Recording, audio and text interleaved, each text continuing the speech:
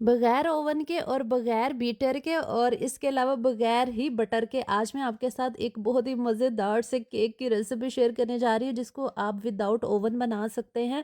तमाम टिप्स और ट्रिक्स भी आपके साथ शेयर करूँगी और ये इतना टेस्टी बनता है कि आप बाज़ार का ही लेना भूल जाएँगे। बिल्कुल बेकरी स्टाइल में आज मैंने आपके साथ बहुत ही मज़ेदार से केक की रेसिपी शेयर कर देनी है, जिसको बनाने के बाद आप जो है बाज़ार का लेना भूल जाएँगे और वो लोग जो बिगिनर्स हैं जिनसे केक अच्छा नहीं बनता, जिनका केक अच्छा नहीं फूलता, वो भी ईज़िली इसको बना सकेंगे।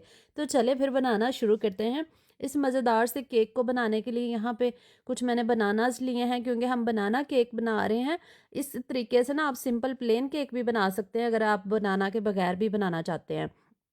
और आपको पता है जो पके हुए बनाना होते हैं ना उनका ज़्यादा अच्छा फ्लेवर हो जाता है और वो पड़े-पड़े ना मीठे भी हो जाते हैं और इसके अलावा वो खाने में बड़े मज़े के लगते हैं। कुछ लोग तो इनको फेंक देते हैं, लेकिन अगर आपके घर में भी पड़े-पड़े बनाना ब्लैक पड़ जाएँ तो आपने उनको बिल्कुल नहीं फेंकना, ये रेसिपी आपने तैयार कर लेनी है। सभी बहुत शौक से खाएँगे और सबको ही बहुत ज़्यादा पसंद भी आएगी।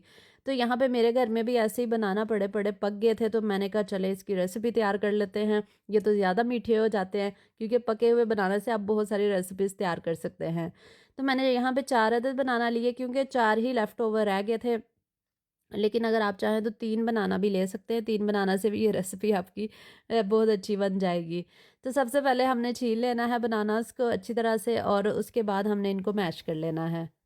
और साथ में मैं यहाँ पे 3 अंडे शामिल करूँगी और अंडों को ना हमने रूम टेम्परेचर पे ही लेना है। जितनी भी हम क्वांटिटी या जितनी भी चीज़ें यूज़ कर रही हैं वो सारी रूम टेम्परेचर पे ही होनी चाहिए। तो बनानास के अंदर यहाँ पे मैंने डाल दिया है जनाब अंडे और 3 अंडे डाल दिए, साथ में पौना कप मैंने चीनी का डाल दिया है। अच्छा, ये जो कप आप देख रहे हैं ना ये आम नॉर्मल घरों में चाय के लिए यूज़ किया जाता है, यही मैं यूज़ कर रही हूँ। और आधा कप मैंने ऑयल का शामिल कर दिया है। ऑयल आपने जो सिंपल वेजिटेबल ऑयल होता है ना वही इस्तेमाल करना है, या फिर ऑयल की जगह आप बटर का भी इस्तेमाल कर सकते हैं। लेकिन हम विदाउट बटर बना रहे हैं इसलिए हमने वेजिटेबल ऑयल का यूज़ किया है। बस आपने इसमें सरसों का ऑयल नहीं यूज़ करना, बाकी हर तरह का जो खाने वाले ऑयल है ना वो आप इस्तेमाल कर सकते हैं। तो ऑयल और अंडे, चीनी, ये सारी चीज़ें मैंने डाल दी हैं, साथ में बनाना भी डाल दिए हैं। इन सारी चीज़ों को ना हमने अच्छे से मैश कर लेना है। क्योंकि मैं इसमें बीटर का इस्तेमाल नहीं कर रही, तो मैंने फ़ोर्क के साथ ही इसको अच्छी तरह से मैश किया। लेकिन फ़ोर्क के साथ ना ये वैसे फ्लफ़ी नहीं होंगे जिस तरह का हमें बैटर चाहिए। क्योंकि आपको पता है केक का जो बैटर होता है ना, ये बिल्कुल फ्लफ़ी होना चाहिए। जितना फ्लफ़ी होगा बैटर, उतना ही केक जो है ना वो अच्छे से फूलता है और अच्छा बन के तैयार होता है। ये छोटी-छोटी टिप्स होती हैं, ये भी आप ध्यान में रखा करें क्योंकि मैं आप लोगों को तमाम टिप्स भी बताती हूँ। जब तक मैं इसको मैश कर रही हूँ उसके बाद अच्छा मैंने सोचा कि मैं इसको ब्लेंडर में ही कर लेती हूँ, ये फ़ोर्क में तो हो नहीं रहा। फिर मैंने सारा मिक्सचर ब्लेंडर में डाला और इसको मैंने फिर अच्छी तरह से ना स्मूथ इसका पेस्ट बना लिया था। इसको फ्लफ़ी सा बना लिया था। अच्छा, जब तक ये ब्लेंड हो रहा है ना, आप लोगों से रिक्वेस्ट है कि वीडियो अच्छी लग रही हो तो प्लीज़ लाइक कर दिया करें, कमेंट लाज़मी किया करें, अपनी राय का इज़हार ज़रूर दिया करेंगे। आपको वीडियोज़ मेरी कैसी लगती हैं और कौन-सी देखना चाहते हैं, और इसके अलावा यूट्यूब चैनल से देख रहे हैं तो काइंडली सब्सक्राइब कर लिया करें। और इसके अलावा टिकटॉक या फेसबुक से देख रहे हैं तो फॉलो भी कर लिया करें, ताकि ऐसी मज़े-मज़े की रेसिपीज़ और वीडियोज़ आप लोगों को देखने को मिलती रहें, और बेल नोटिफ़िकेशन भी ऑन कर लिया करें। तो ये देखिए, ये वाली जो मशीन है ना ये तो हर घर में ही होती है, जो जूसर जग होता है हमारा, ये ब्लेंडर जो होता है, इसमें हम ब्लेंड कर लेंगे इसको इजीली। और उसके बाद मिक्सचर को हम एक बाउल के अंदर निकाल लेते हैं। अब देखें आप, इसमें हर चीज़ कितने अच्छे से मिक्स हो गई है, चीनी भी अच्छे से मिक्स हो गई है और अंडे, बनाना नज़र ही नहीं आ रहा कि इसमें हमने बनाना डाले हैं। अच्छा, उसके बाद मैंने यहाँ पे 2 मुट्ठी जो है वो अखरोट लिए हैं। और अखरोटों को ना सबसे पहले, अखरोट को सबसे पहले हमने ना चॉप कर लेना है छोटा-छोटा सा ना। और ये बिल्कुल ऑप्शनल है क्योंकि अखरोट और बनाना का कॉम्बिनेशन ना बहुत ही अच्छा है, ये बड़े मज़े के लगते हैं। इसके अंदर बनाना केक के अंदर ना अखरोट बड़े मज़े अच्छे अच्छे लगते हैं। तो ये कॉम्बिनेशन की वजह से मैंने इसमें इस्तेमाल किया है, लेकिन अगर आप स्किप करना चाहते हैं या आपके पास अवेलेबल नहीं है तो आप ना भी डालेंगे तो फिर भी आपका केक जो है ना वो ज़बरदस्त सा बन जाएगा। तो इनको चॉप करके ना फ़िलहाल हम साइड पे रख देते हैं। अब हमने 1 कप लेवल का यहाँ पे मैदा लिया है।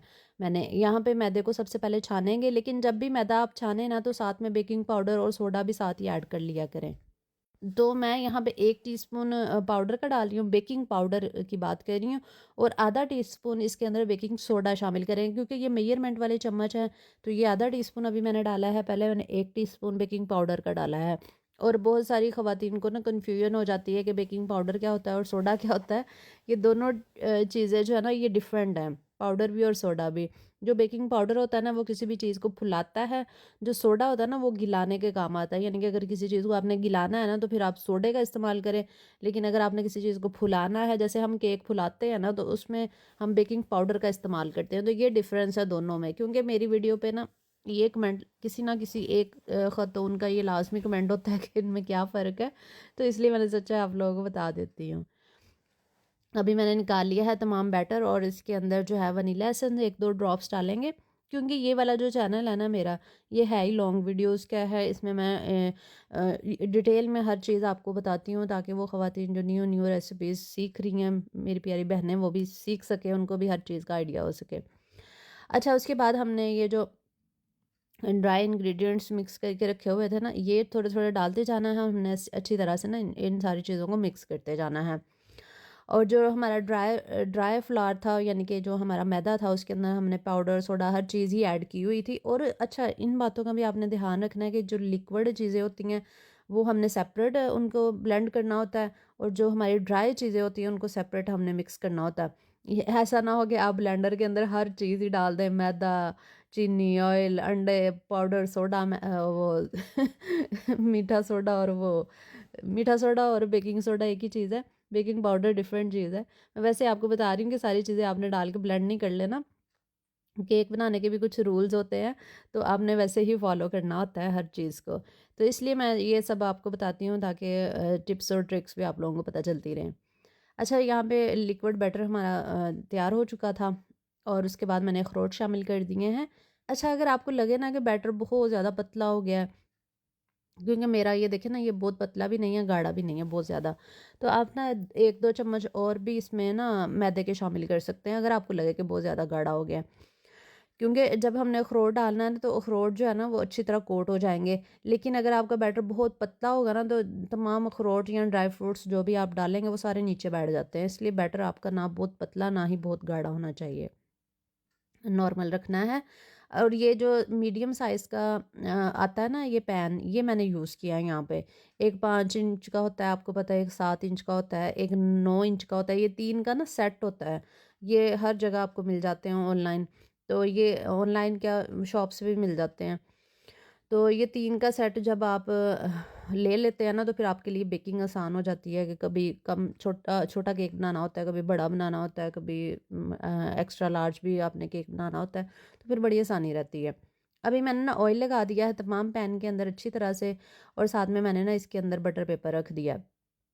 अगर बटर पेपर ना हो ना, तो आप ऑयल लगा के ना सिंपल प्लेन मैदा भी डस्ट कर देंगे ना पूरे पैन के अंदर, तो फिर भी आपको बटर पेपर लगाने की ज़रूरत नहीं पड़ेगी। वो तरीका भी मैंने ऑलरेडी सिखाया हुआ है, वो वीडियो अगर आपने मेरी नहीं देखी तो मेरे चैनल पे मौजूद है, वो भी आप देख सकते हैं। अब लिक्विड बैटर जो था ना वो मैंने सारा इसमें शामिल कर दिया है, ये देखिए इस तरह से। और अभी मैं जो है इसको थोड़ा थोड़ा टैप कर रही हूँ, ताकि अच्छी तरह से जो बैटर है ना उसके अंदर से अगर बबल्स वगैरह हैं तो वो सारे निकल जाएं, क्योंकि बबल्स अंदर ना भर जाते हैं जब हम इसको ना बैटर डालते हैं। अच्छा, उसके बाद मैंने सोचा कि ना मैं ना इसको बादाम के साथ ना इसकी गार्निशिंग कर देती हूँ, ताकि इसकी लुक भी प्यारी सी आ जाए। मैंने तो गोल दायरा सर्कल बनाया था, लेकिन वो टेढ़ा मेढ़ा सा सर्कल बन गया, इतना ख़ास नहीं बना। लेकिन मुझे पता है आप लोगों ने मुझसे अच्छा बना लेना है। बस वो अब मैं बादाम निकालती ना तो वो सारा ख़राब हो जाना था, इसलिए मैंने कहा चलें अब जो जैसा बना है इसको बना रहने देती हूँ। फिर मैंने एक छोटा बनाना था, एक्चुअली मुझे ना थोड़ा स्पेस मैंने आगे ज़्यादा रख दिया है वो साइड पे, तो इसलिए वो सर्कल साथ साथ ही चिपक गए हैं। तो आप लोग अच्छा सा बनाना सर्कल, या फिर आप कोई और डिज़ाइन बना लेना, ये ज़रूरी नहीं आपने यही वाला डिज़ाइन बनाना है। तो ये हमारा केक तैयार हो चुका है। अब आपने ले लेनी है जनाब पुरानी सी कढ़ाई। ये मैंने ना पुरानी कढ़ाई रखी हुई है बेकिंग के लिए, तो मैं इसमें ना बेकिंग ही करती हूँ। तो अभी मैंने कढ़ाई के अंदर जो है वो रख दिया है स्टैंड, और कढ़ाई को ना मैंने खाली चूल्हा ऑन कर दिया था, क्योंकि ये मेरी पुरानी कढ़ाई है, मुझे इससे फ़र्क नहीं पड़ता कि ये जले या सड़े या कुछ भी हो, क्योंकि ये इस मकसद के लिए ही मैं यूज़ करती हूँ।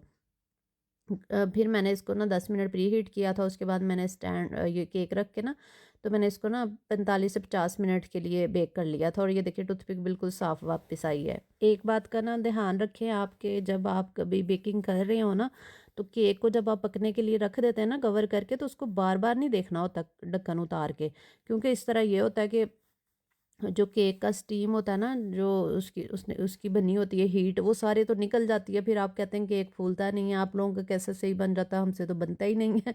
तो ये बात भी याद रखा करें कि आपने 50 मिनट केक को छेड़ना ही नहीं है।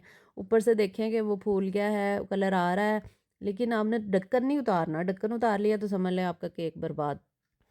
तो ये देखिए माशाल्लाह से कितना ज़बरदस्त हमारा केक जो है ना फूल भी गया है, और कितना ज़बरदस्त बन के जो है वो तैयार हुआ है। कलर कितना खूबसूरत आया। आप लोग कहते हैं ना कि जब हम पतीले में या कढ़ाई में बेकिंग करते हैं तो हमारा खूबसूरत कलर नहीं आता, तो इसकी वजह ये है कि आपका केक ठीक से बेक ही नहीं होता। जब केक बेक हो जाता है ना, उसका खुद ही कलर आ जाता है।